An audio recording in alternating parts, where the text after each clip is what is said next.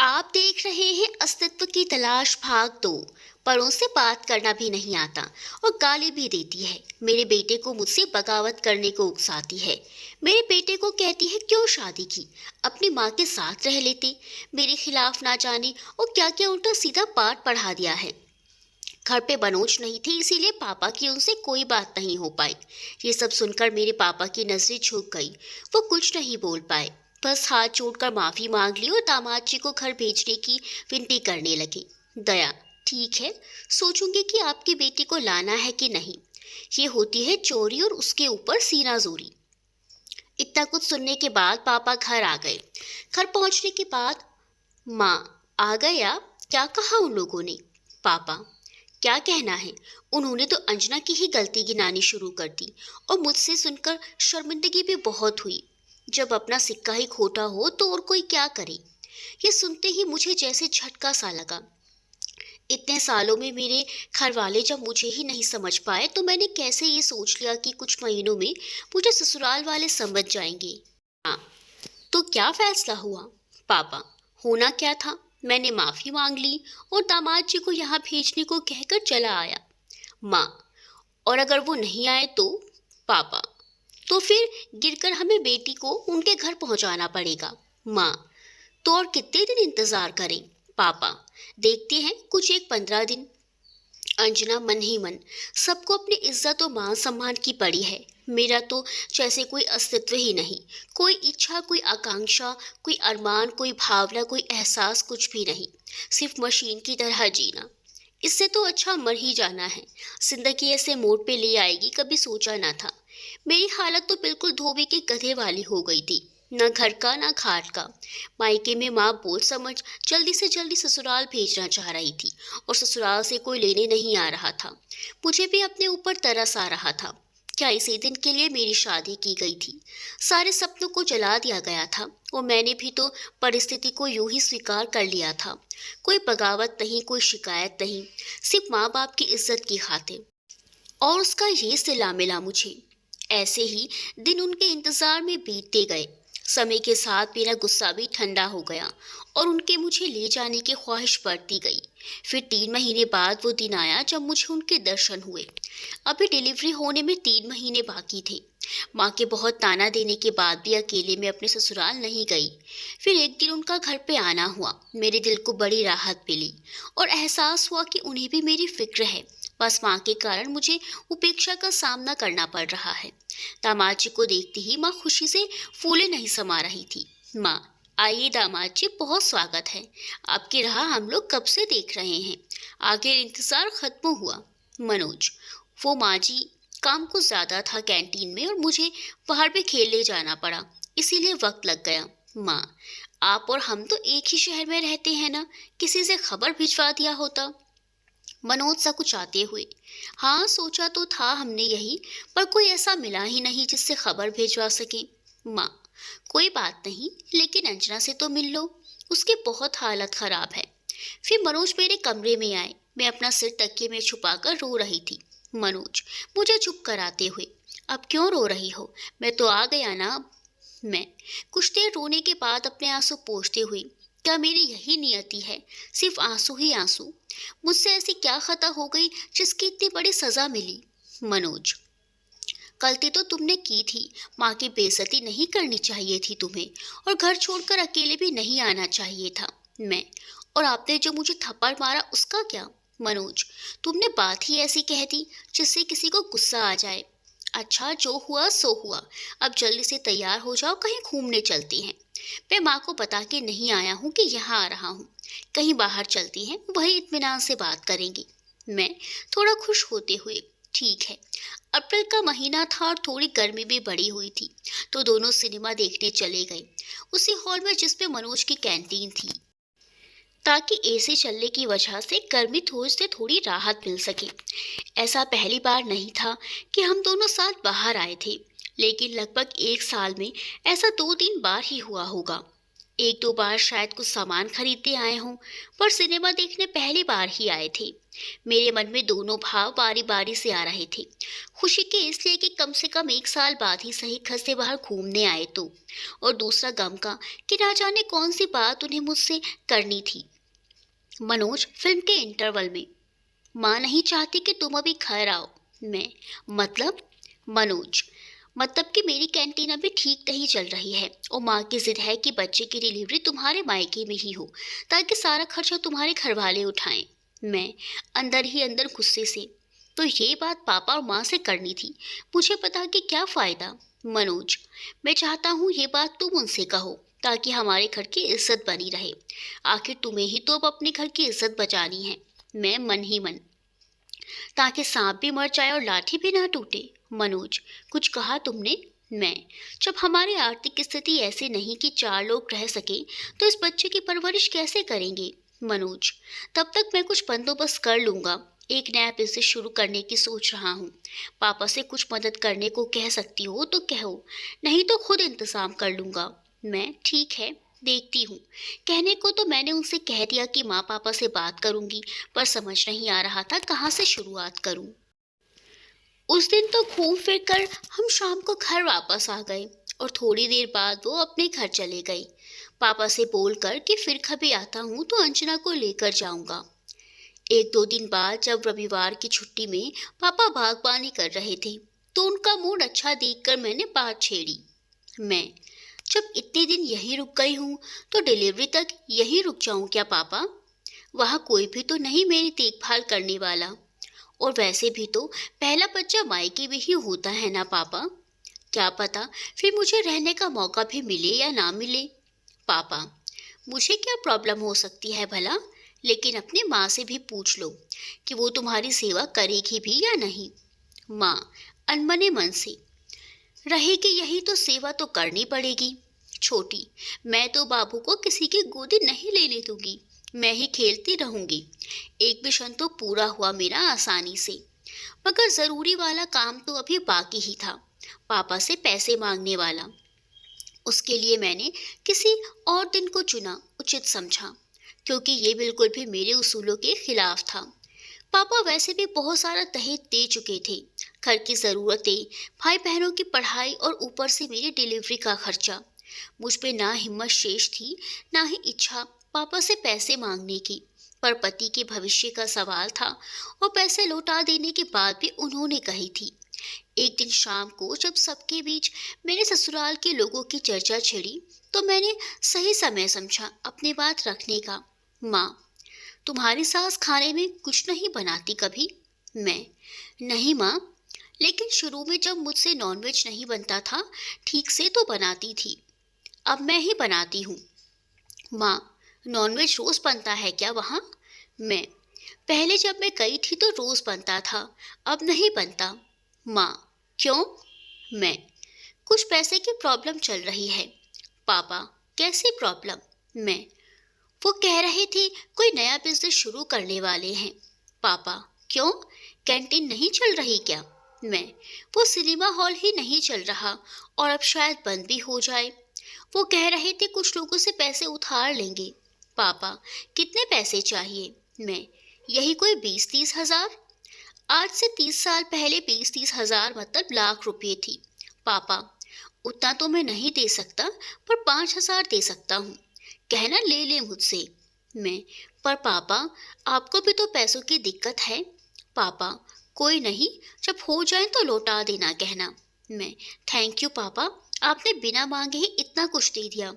कुछ दिन बाद जब मनोज घर आए तो उन्हें पापा ने पैसे भी दिए और मेरी डिलीवरी मायके में ही कराने की बात भी कही, जिसे सुनकर मनोज बहुत खुश हुए और हर 10-15 दिन पर घर आकर मेरी तबीयत पानी पूछने का वादा भी किया। कुछ दिन तो उन्होंने अपना वादा निभाया भी, पर अंतिम 1 महीने घर नहीं आए। डिलीवरी का दिन आ गया, मुझे लेबर पेन शुरू हो गया तो माँ पापा ने हॉस्पिटल में एडमिट करवाया। करीब 30 घंटे बाद मैंने खूबसूरत से बेटे को जन्म दिया। घर में सब लोग बहुत ही खुश थे। पापा मेरे ससुराल ये खुशखबरी सुनाने चले गए। वहां जब उन्होंने मेरे सास ससुर को ये खुशखबरी सुनाई तो सभी ऊपर से तो खुशी जाहिर करने लगे, मगर अंदर से बहुत चिंतित दिख रहे थे। पापा, क्या बात है समधन जी, आप लोग कुछ परेशान दिख रहे हैं। दया, क्या कहें आपसे, बेटे का कैंटीन बिक गया है और फाइनेंसर ने इसे कुछ पैसे भी नहीं दिए। ऊपर से इसने जो बिजनेस शुरू किया था वो भी नहीं चला। मेरे पापा के तो जैसे पैरों तले जमीन खिसक गई। पापा, तो अब क्या करेंगे। मनोज, सोच रहा हूँ कोई छोटी सी दुकान कर लूं। पापा, चूंकि पहले ही उन्होंने अपनी सेविंग्स दामाद जी को दे दी थी और अब बेटी का खर्चा भी उठाना था, इसीलिए मेरे पास तो कुछ पैसे रखे थे, वो अंजना की डिलीवरी में ही खर्च हो गए। अब कुछ देने को तो है नहीं। मनोज, आपसे हमने पैसे तो नहीं मांगे, मैं बाजार से कुछ पैसे उधार लेने की सोच रहा हूँ। पापा, जैसा आप ठीक समझे। वैसे अंजना को कब लेने आ रहे हैं। दया, अभी तो उसे सेवा की जरूरत पड़ेगी ना, तो वहीं रखना सही रहेगा। और वैसे भी जब तक शुभ दिन नहीं निकलता कैसे यहाँ से वहाँ आएगी। पापा, तो आप लोग पोते को नहीं देखेंगे। दया और मनोज एक साथ। हम लोग अस्पताल में ही चलकर देख लेते हैं। वो वहाँ कब तक रहेगी। पापा, कल सुबह डिस्चार्ज कर देंगी। मनोज, तो आज शाम में हम सब मिलने आते हैं। पापा, ठीक है, तो फिर मैं चलता हूँ। शाम को सास और वो हॉस्पिटल में मुझसे मिलने आए। दया, बेटे को गोद में लेते हुए, अरे कितना प्यारा बेटा है, बिल्कुल अपने पिता पर गया है। मनोज, नहीं माँ, ये तो अपनी दादी जैसा ही सुंदर है। माँ, इसकी नाक लेकिन बिल्कुल तुम्हारी माँ की तरह है। सभी हंसी मजाक करते हुए बहुत अच्छे लग रहे थे। ऐसे ही परिवार की कल्पना तो मैंने भी की थी। 1-2 घंटे रुकने के बाद दोनों अपने घर पर चले गए। अगली सुबह डिस्चार्ज होकर मैं फिर से मायके में आ गई। ना जाने और कितने इंतजार भरे दिनों को काटने और फिर से ससुराल में हंसी खुशी की चाहत आंखों में लिए शादी के बाद मैंने अपने आप को पूरे ध्यान के साथ तन मन से ससुराल के लिए समर्पित कर दिया था। और अब तो जोड़ने वाला लाडला बेटा भी आ गया था। माँ बनने की खुशी सच में वो अनुभूति है जो सिर्फ एक माँ ही अनुभव कर सकती है। वो अपने शारीरिक अंश से जुड़ाव, वो अपनत्व, वो कोमलता का भाव, सारी दुनिया के दुखों से उसे बचाकर रखने की मनोवृत्ति, वो ही तो सच में माता पिता के रिश्ते में प्यार का संचार करता है, उसे और प्रगाढ़ता प्रदान करता है, रिश्तों में गर्माहट का भाव पैदा करता है। मुझे उम्मीद ही नहीं, पूरा विश्वास था कि उसके आने के बाद हम सभी के रिश्ते अच्छे होंगे और सब ठीक हो जाएगा। आखिर था तो उन्हीं का खून, उनके घर का चिराग। खैर, घर पे सब बड़ी बेसब्री से मेरे और सोनू, मेरे बेटे का पुकारू नाम के घर आने का इंतजार कर रहे थे। माँ ने ही बेटे का नाम सोनू रख दिया था।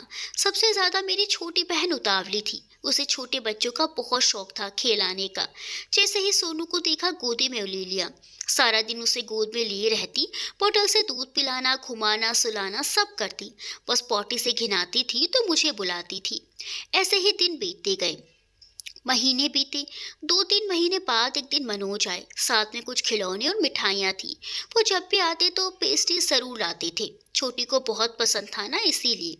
उनका सबसे अच्छा व्यवहार ही था। किसी से ऊंची आवाज में कभी बात नहीं की। सिर्फ प्रॉब्लम थी, माँ जैसा कहती वैसा ही करते। एरोगेंट के साथ साथ स्टाइलिश भी थे। दिखावे में ज्यादा विश्वास करते। अंदर से आर्थिक स्थिति जैसी भी हो, ऊपर से कभी नहीं दिखाते कि इकोनॉमिकली वीक हैं। आउट शो कुछ ज्यादा ही था। मेहनती तो थे पर सही दिशा में उसका उपयोग नहीं करते। फेंकना तो इतना कि हर कोई लपेटे में आ जाए। इतने दिनों में इतना तो उनके बारे में समझ आ ही गया था।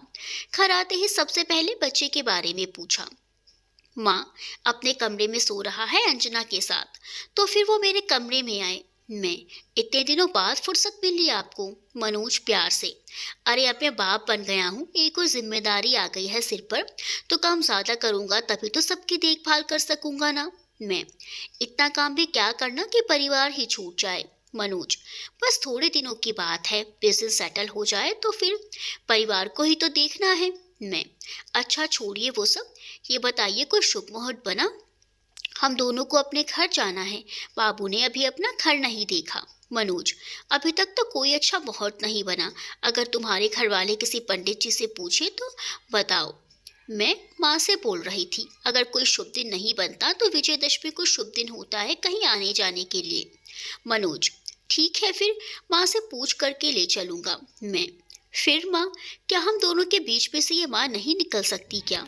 मनोज गुस्से से, क्या तुम अपने बच्चे को अपने से अलग कर सकती हो। मैं बिल्कुल चुप सी हो गई ये सुनकर। और आगे बोलती भी क्या सकती थी। 2-3 घंटे रहने के बाद वो सबसे मिलकर अपने घर चले गए, एक उम्मीद की किरण छोड़कर कि विजयदशमी को अपने घर जा पाऊंगी। आखिर विजयदशमी का दिन भी आ गया था। एक दिन पहले से ही मैंने सारी तैयारी कर ली थी। अपने कपड़े, बेटे के कपड़े, खिलौने, माँ की दी हुई चीजें और ठीक हुआ निमकी भी जो माँ ने बनाई थी। ससुराल में संदेश ले जाने को पैक कर लिया था। उन दिनों हमारे घर का रिवाज हुआ करता था, जब बेटी विदा होती तो संदेश के रूप में ठीक हुआ और निमकी बनता था।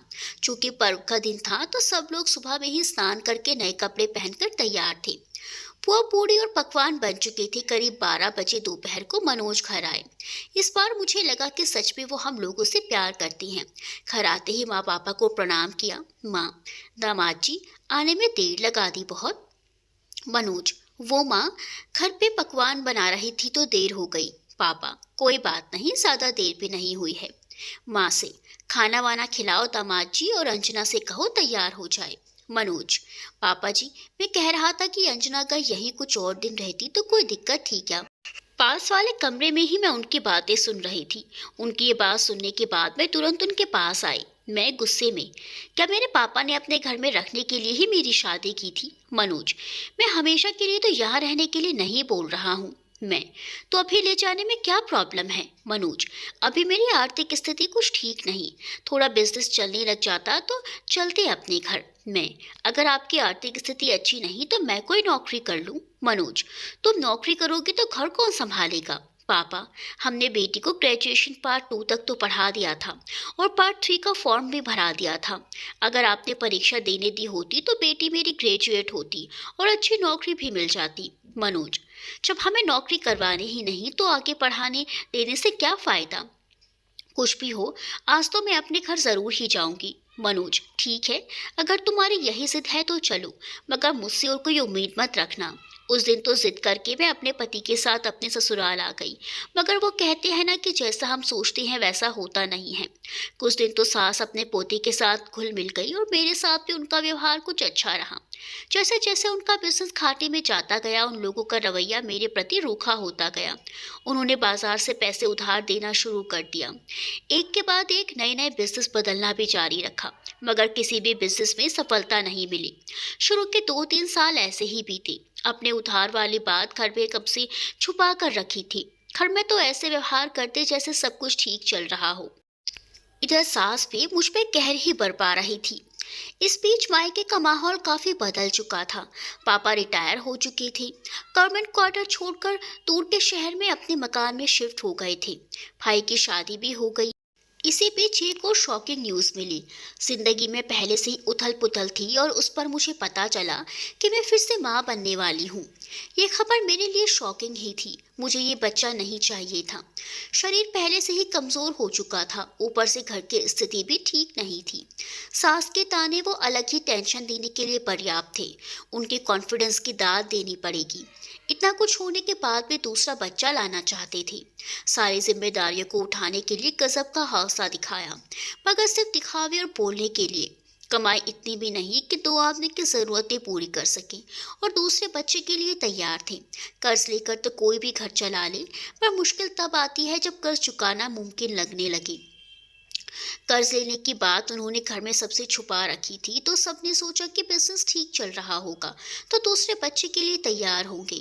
तो मैंने भी ज्यादा विरोध नहीं किया, पर सास के जुल्म कम होने का नाम नहीं ले रहे थे। रोज रोज घर में टेंशन, कभी गुस्से में खाती तो कभी भूखे ही सो जाती। मेरी सेहत और खराब हो गई। किसी तरह मुश्किल से 9 महीने काटे। फिर दूसरे बेटे अवी का जन्म हुआ। पौष्टिक खाना नहीं खाने की वजह से बेटे की सेहत भी ठीक नहीं थी। मुझे अपनी जिंदगी की परवाह नहीं थी, मगर दोनों बच्चों को देखती ना तो सिर्फ अपने ऊपर ग्लानि होती, बल्कि उनके भविष्य के साथ नाइंसाफी करने का पाप अपने सिर पर महसूस करती। कई बार तो ख्याल आया कि आत्महत्या कर लूं, पर अब बहुत देर हो चुकी थी। अब 2 बच्चों की देखभाल का जिम्मा मुझ पर ही था। कैसे उनको अकेला लापरवाहों के पास छोड़ती, लेकिन मेरी सास ने मेरा उस घर में रहना मुश्किल कर दिया था। सिर्फ हाथ उठाना ही बाकी रहा, वरना सारे सितम मुझ पर ढा चुकी थी। माँ बाप से पैसे मंगवाने की दबाव बनाती रहती, हर बात पर ताने देती, बच्चों के सामने जलील करती, जेठानी से भी तू मैं करवाती। दोनों के बीच गलतफहमी की दीवार खड़ी करती। संक्षेप में कहूँ तो जीना ही मुश्किल कर दिया था। आखिर एक दिन मैंने फैसला कर लिया कि उनसे इस बारे में बात करूंगी। आखिर कब तक मैं आपकी माँ के ताने को सुनती रहूं? अब तो हद हो गई। बच्चे बड़े हो रहे हैं, उन पर बुरा असर पड़ रहा है। क्या सारी जिंदगी ऐसे ही कटेगी? मनोज, तो क्या चाहती हो? मैं चाहती हूँ हम अपना अलग से घर ले ले, रेंट पर। मनोज, ये क्या कह रही हो? ऐसा सोचना भी नहीं। मैं माँ को अकेले नहीं छोड़ सकता। अकेले कहाँ, अब तो मंजली बहू भी है उनके साथ। सेवा तो वो भी कर सकती है, उनकी जिम्मेदारी भी तो है वो। सिर्फ आप ही तो अकेले बेटे नहीं हैं, बाकी दो बेटे और भी तो हैं, दो बहुएं भी हैं। क्या सिर्फ हमने ही उनकी सेवा का ठेका उठा रखा है? मनोज गुस्से में, ऐसे कैसे बात कर सकती हो तुम उनके बारे में? क्या हमें अपनी गृहस्थी की फिक्र नहीं करनी चाहिए? इसमें बुराई क्या है? मनोज, ये नहीं हो सकता। आज के श्रवण कुमार तो आप ही हैं। मनोज, तुम्हें इस घर में रहना है तो रहो, मैं अलग घर में नहीं रहूंगा। ये मेरा अंतिम फैसला है। मैं गुस्से में, सोच लीजिए एक बार फिर। मनोज, सोच लिया, तुम्हें जो करना है कर लो। उस दिन तो मैं रोते रोते सो गई, पर अगले दिन जब मनोज घर आए तो मैं उन्हें कहीं नहीं मिली। मनोज अपनी माँ से, क्या आपने अंजना को देखा? दया, नहीं, दोपहर से ही गायब है महारानी। मनोज दोनों बच्चों से पूछता है, क्या मम्मी को देखा तुमने? बच्चे, नहीं पापा, जब हम स्कूल से आए तो मम्मी घर पे नहीं थी। मैं मानसिक रूप से काफी परेशान हो गई थी। मेरा उस घर में रहना बहुत मुश्किल हो रहा था, इसीलिए घर छोड़कर बाहर निकल गई। क्या करना है और कहाँ जाना है कुछ समझ नहीं आ रहा था। बस उस घर में नहीं रहना था। मायके नहीं जा सकती थी क्योंकि उन पर पहले से जिम्मेदारियों का बोझ था और एक मैं बोझ नहीं बन सकती थी। पाँव स्टेशन की तरफ चलने लगे। पास में इतने ही पैसे थे कि कुछ किलोमीटर की दूरी तय कर सकूं। आखिर मन में विचार आया कि क्यों ना बड़ी बहन के यहाँ चली जाऊं कुछ दिनों के लिए। मेरी परेशानी को समझकर वो लोग कोई उपाय बताएं, लेकिन उनका पता तो मालूम नहीं था। बस ये जानती थी कि उनका घर बराबर पहाड़ के ठीक पास है। गांव का नाम भी पता था, तो फिर क्या था। चलती एक अनजान सफर पर, पहले स्टेशन, फिर शहर, फिर गांव और फिर अंत में घर। ढूंढते ढूंढते आखिर बहन के घर पहुंच ही गई। मुझे देखते ही सभी के चेहरे पर आश्चर्य के साथ खुशी का भाव भी तैर रहा था। मुझ पर तो जैसे सवालों की बारिश शुरू हो गई। जीजा जी, अरे आप यहाँ, न कोई चिट्ठी न तार, और मनोज जी कहाँ हैं? दीदी, अंजना सब ठीक तो है ना? अकेले आई हो? बच्चे कहाँ हैं? मैं आंखों में आंसू भरे हुए, क्या अपना हाल बताऊं दीदी। जीने की इच्छा नहीं रही। खुदकुशी करने की भी सोची मगर हिम्मत ही नहीं जुटा पाई। इससे पहले तो आप लोगों को बताई थी ना सास और पति के व्यवहार के बारे में। धीरे धीरे स्थिति इतनी खराब हो गई कि वहां रहना मुश्किल हो गया। अगर आप लोगों को कोई एतराज ना हो तो क्या मैं यहाँ कुछ दिन रुक सकती हूँ? पता नहीं मेरा यह फैसला गलत है या सही, लेकिन उन्हें भी तो पता चले कि दो बच्चों को पालना कितना मुश्किल होता है और मेरे बिना जिंदगी जीने में कितना मजा आता है। मैं ही तो उनके दुखों का कारण हूँ, तो मेरे बिना खुश तो रहेंगे सब। दीदी, अभी तुम्हारी हालत ठीक नहीं है, काफी कमजोर हो गई हो। कुछ दिन यहाँ रहो शांति से, लेकिन तुम्हें बता के आना चाहिए था। कहाँ कहाँ तुम्हें ढूंढते फिरेंगे सब। जीजा जी, हाँ तुम्हें बता के आना चाहिए था। जब मैं बता ही देती तो क्या आने देते मुझे। और सास ने बेटे की दूसरी शादी कराने की धमकी दी थी, इसीलिए मैं अचानक से चली आई कि करवा दे अपने बेटे की दूसरी शादी। दीदी, और अगर मनोज जी ने सच में दूसरी शादी कर ली तो? अगर उनके दिल में मेरे लिए थोड़ा भी प्यार होगा तो ऐसा नहीं करेंगे, और अगर प्यार ही नहीं तो क्या फायदा फिर से उनकी लाइफ में जाने का। मैं कोई छोटी मोटी नौकरी कर लूंगी। जीजा जी और बच्चों का क्या होगा? जब जॉब लग जाएगी तो बच्चों को भी अपने साथ ले आऊंगी। दीदी, लेकिन गांव में काम कहाँ मिलेगा? कुछ दिन तो मैंने सिलाई का काम सीखा था ना शादी से पहले, वही करूंगी। दीदी, अच्छा वो तो ठीक है, लेकिन अभी तुम कुछ दिन यहाँ आराम से रहो, अपनी सेहत और मन दोनों ठीक करो। बाद की बाद में सोचेंगे क्या करना है। कुछ महीने यूं ही निकल गए। इधर वो हर तरफ मुझे ढूंढ रहे थे। मायके में ढूंढा, सभी रिश्तेदारों को चिट्ठी लिखी। दीदी के यहाँ भी चिट्ठी आई। दीदी, लिख दूं अंजना कि तुम यहाँ हो? आपकी मर्जी दीदी। दीदी ने चिट्ठी का जवाब दे दिया। जवाब भेजने के कुछ महीनों तक कोई खबर नहीं आई। फिर शायद रिश्तेदारों और बच्चों के कहने पर एक दिन वो मुझे लेने आए। उन पर भी काफी दबाव था, घर का, बच्चों का, मेरे मायके का, तभी तो शायद वो आए। उनके घर आने पर दीदी और जीजा जी ने बहुत अच्छे से उनका स्वागत किया, उन्हें समझाया भी। दीदी, देखिए मनोज जी, आपको तो अपनी फैमिली देखनी है ना। पहले तो सिर्फ आप दोनों ही थे, अब तो दो बच्चों की जिम्मेदारी है। अंजना को नौकरी करने दीजिए, अंजना पढ़ी लिखी है, परिवार का बोझ कुछ तो कम होगा। अलग घर ले लीजिए, कम से कम बच्चों के भविष्य का तो सोचिए। जीजा जी, ये भी तो सोचिए कि अंजना कुछ गलत कदम उठा लेती तो बच्चों का क्या होता। वैसे भी गृहस्थी को दोनों मिलकर चलाएं तो ही अच्छे से चलती है। मनोज, पर मैं माँ को कैसे छोड़ दूँ? दीदी, उन्हें छोड़ने को कौन कह रहा है? बस घर से थोड़ी दूर पर एक अलग घर ले लीजिए और दोनों को देखिए। मनोज, अलग घर का खर्च भी तो ज्यादा हो जाएगा, मैं भी नौकरी कर लूंगी। मनोज, फिर बच्चों को कौन देखेगा, मेरा ध्यान कौन रखेगा? मैं, थोड़ा थोड़ा दोनों एडजस्ट कर लेंगी। मनोज, मैं ज्यादा से ज्यादा अलग घर ले सकता हूँ, तुम्हें नौकरी करने की इजाजत नहीं दे सकता। बहुत समझाने के बाद भी वो मेरी नौकरी की बात पर नहीं माने, लेकिन अलग घर में रहने की बात ने मेरा आधे से ज्यादा दुख कम कर दिया था। लेकिन मुझे क्या पता था, ये भी उनकी लुभावनी बातों का ही हिस्सा थी, मुझे मनाने के लिए और मुझे ले जाने के लिए। दीदी के घर से हम दोनों अलग अगले दिन ही विदा होकर अपने घर चले गए। इधर पापा भी मुझे यहाँ वहाँ ढूंढते हुए मेरे ससुराल के बार बार चक्कर लगा रहे थे। जैसे ही उन्हें पता चला कि मैं घर आ रही हूँ, वो मेरे ससुराल गए। ससुराल पहुँचने के बाद सभी मुझे वहीं मिले। सबसे पहले तो मैं बच्चों के गले लगकर बहुत रोई, फिर सबको प्रणाम करके माफ़ी भी मांगी, लेकिन इसका सास पर कोई असर नहीं हुआ। दया, इसके लक्षण मुझे तो पहले से ही ठीक नहीं लगते थे, लेकिन मेरी सुनता ही कौन है। इसे सर पे चढ़ाने का ये नतीजा है कि आज ये हम सबकी नाक कटवा कर आई है। सिद्धेश्वर, ससुर जी बिल्कुल शांत बैठे थे, वैसे भी कम ही बोलते थे। पापा, मेरी बेटी ने जो किया वो गलत है, पर क्या आप लोगों ने सोचा कि ऐसा करने पर किसने इसे मजबूर किया? क्या कोई माँ अपने छोटे छोटे बच्चों को छोड़कर जा सकती है बिना कोई कारण के? दया, तो क्या आप कहना चाह रहे हैं कि हम लोग बदमाश हैं, सारी गलती हमारी है और आपकी बेटी बिल्कुल सती सावित्री है? पापा, मेरी बेटी ने आप लोगों की सेवा में कोई कसर नहीं छोड़ी, अपनी पढ़ाई लिखाई करियर खेल कूद सब कुछ छोड़ दिया और इस चार दीवारी में कैद हो गई आप लोग की सेवा के लिए। आप लोगों ने जैसा कहा उसने वैसा ही किया, पर उसे क्या मिला? प्रताड़ना। वो लड़की जो कल हंसमुख तेज तर्रार और बुद्धिमान थी, आज मानसिक रूप से बीमार हो गई है। इसे डॉक्टर की जरूरत पड़ गई है सिर्फ आप लोग की वजह से। मनोज जी, आप इसे अपना अलग घर लेकर दीजिए, यहाँ इसकी तबीयत और खराब हो जाएगी। धमकी भरे लहजे में, नहीं तो मैं समाज के सामने आप लोगों की असलियत जाहिर कर बहिष्कृत करवा दूंगा। दया, और हमारा क्या होगा, हमारी सेवा कौन करेगा? पापा, आपको अपनी सेवा करवानी होती तो मेरी बेटी के साथ ऐसा व्यवहार नहीं करते। मनोज, अलग घर का खर्च कौन वहन करेगा फिर? पापा, आप कीजिएगा और कौन? थोड़ी बहुत कमी कभी जरूरत पड़ेगी, मैं हेल्प कर दूंगा। मनोज, ठीक है, मैं देखता हूँ। पापा, देखना नहीं अब करना है। इतना कहकर पापा वहां से चले गए। उसके बाद मेरे प्रति उनका व्यवहार और भी रूखा हो गया। 1-2 महीने बाद उन्होंने एक रूम का घर लेकर मुझे और बच्चों को उसमें शिफ्ट कर दिया। मैं आ तो गई अलग घर में रहने को, मगर पति के प्यार के लिए सारी उम्र तरसते रहने की लकीर हाथों में खिंचवा ली।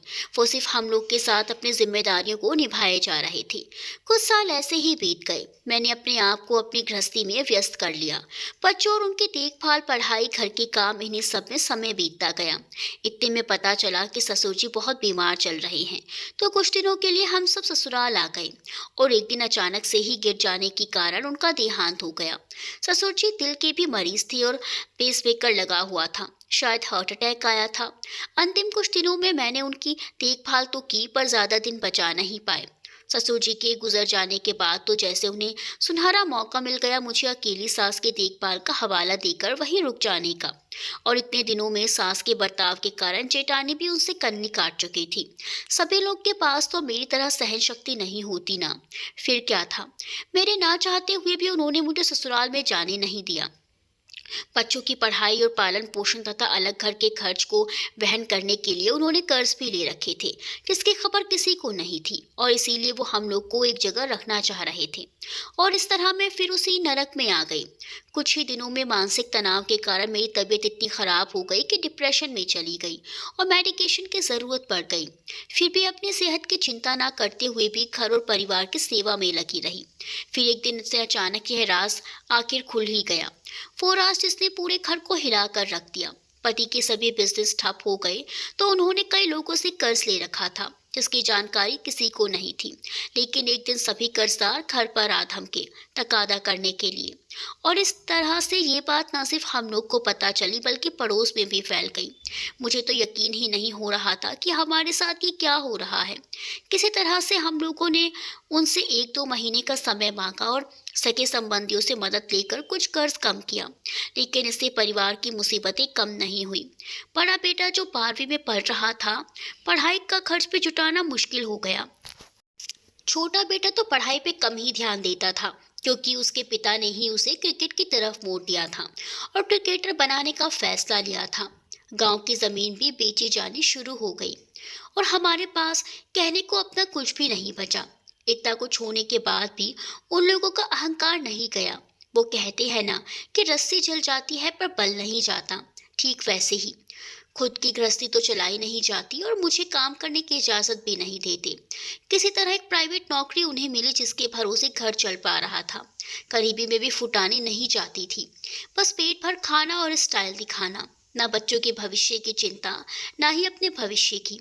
आखिर कब तक घर का खर्च छुटा पाते। बड़े बेटे को भी काम करना शुरू करना पड़ा। शुरुआत में प्राइवेट ट्यूशन, प्राइवेट कॉलेज और फिर कई छोटे मोटे काम, जिससे उसका अपना खर्च तो निकल जाता और कुछ घर में भी मदद हो जाती। बीते कुछ सालों में मैं बीमार और फिर और बीमार होती गई। अपने शरीर की चिंता किए बिना सबका ख्याल रखना, सबकी ज़रूरतों को पूरा करना। मेरी मानसिक बीमारी इतनी बढ़ गई कि दवा का डोज दिनों दिन बढ़ता ही चला गया। मेरे परिवार में सभी स्वार्थी निकले, सिवाय मेरे। सभी ने अपने हिसाब से अपनी जिंदगी जी। सास, जो अपनी सेवा के लिए अपने बेटे और बहू को कभी शांति से रहने नहीं दिया और अपनी मर्जी से जिंदगी को जिया। पति, जो मुझसे ज्यादा अपनी माँ के लिए बने हैं और आज के श्रवण कुमार हैं। भले ही उनकी पत्नी तिल तिल कर मरे, उनका अपनी पत्नी के लिए कोई कर्तव्य नहीं। शायद मुझसे कभी प्यार ही नहीं किया। बड़ा बेटा, जो अपनी लाइफ में खुश है, अपनी पसंद की लड़की से शादी भी कर ली और मेरे दायित्व से विमुक्त हो गया। मैं सिर्फ उसके लिए उसकी ज़रूरतों को पूरा करने का एक माध्यम थी। छोटा बेटा, जिसके लिए भी मैं अब एक बोझ ही थी। मेरी इस मानसिक बीमारी को सबने पागल शब्द के विशेषण से संबोधित किया और आज मैं पागल खाने में भर्ती हूँ। मेरे अपनों ने ही मुझे यहाँ भर्ती कराया है।